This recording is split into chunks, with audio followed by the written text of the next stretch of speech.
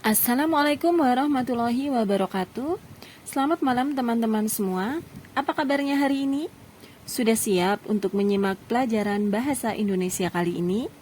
Pastikan kalian sudah menyiapkan buku dan alat tulisnya, serta jangan lupa berdoa dulu ya sebelum kita memulai belajar. Pada hari ini Ibu akan membahas materi modul 4, yaitu mengenai teks laporan hasil observasi. Materi teks laporan hasil observasi ini merupakan materi kelas 7 untuk pendidikan kesetaraan paket B. Teks laporan hasil observasi.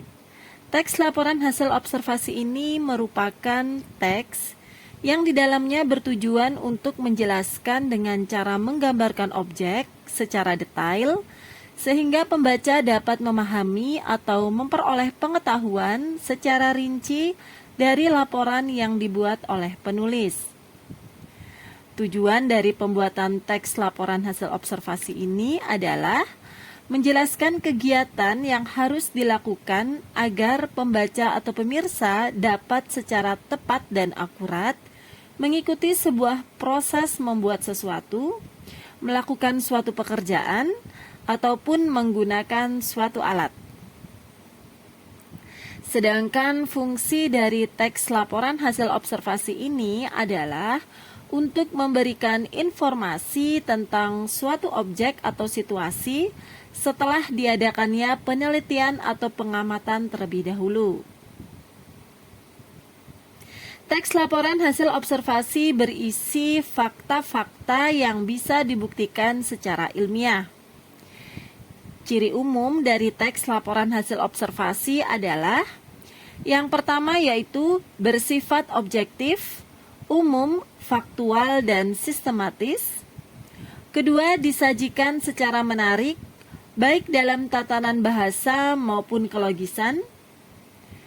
Ketiga, tidak disajikan penutup, jadi penulis hanya menulis mengenai laporannya saja.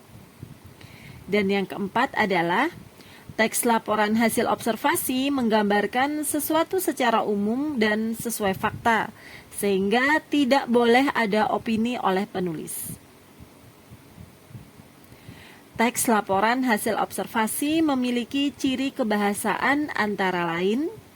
Yang pertama adalah penggunaan sinonim dan antonim. Kedua, penggunaan nomina atau kata benda dan verba atau kata kerja. Ketiga, penggunaan konjungsi atau kata hubung. Keempat, yaitu kalimat simpleks atau tunggal dan kompleks atau majemuk. Yang kelima adalah penggunaan kalimat deskripsi dan kalimat definisi. Yang keenam adalah penggunaan nomina, penjenis, dan deskripsi. Yang ketujuh adalah penggunaan frasa atau kelompok kata. Dan ciri yang terakhir adalah penggunaan kata istilah. Struktur teks laporan hasil observasi terdiri atas: pertama adalah pernyataan umum atau klasifikasi dan definisi.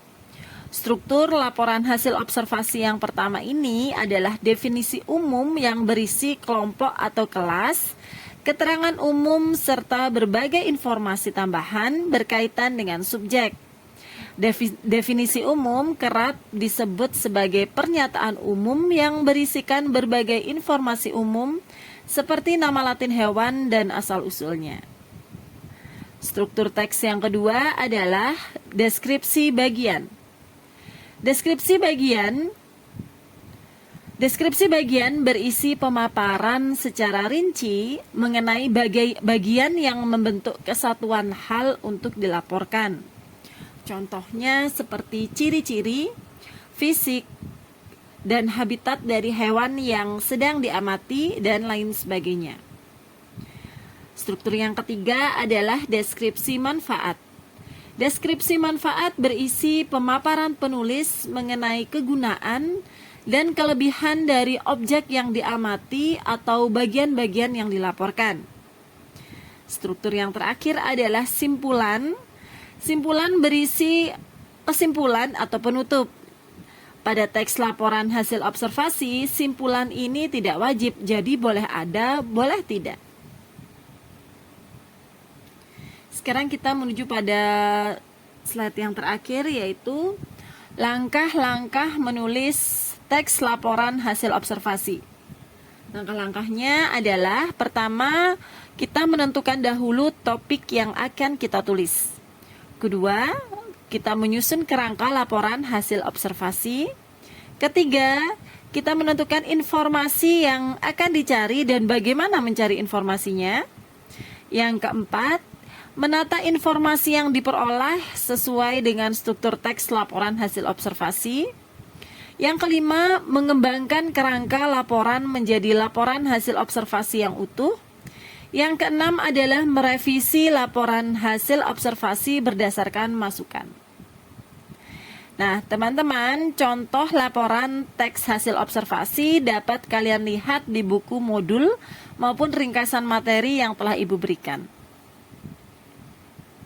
Alhamdulillah, selesai sudah materi modul 4, mata pelajaran Bahasa Indonesia mengenai teks laporan hasil observasi.